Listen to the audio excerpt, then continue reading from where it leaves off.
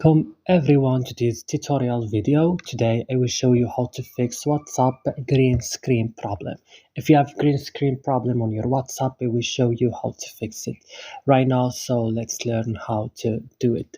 Go directly guys and you have to open your settings of your mobile phone.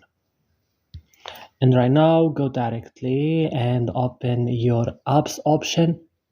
Here on apps option, you will find all the application that you have on your phone. Search for WhatsApp and click. Here you will see this list. Go to storage. So guys, here be careful. Click just on clear cache. After that, back. Click at force stop. Click OK. And go to Play Store or App Store. Update your WhatsApp if the update is available. After updating WhatsApp, restart your device, and that's all what you have to do. Don't forget to like and subscribe, and bye.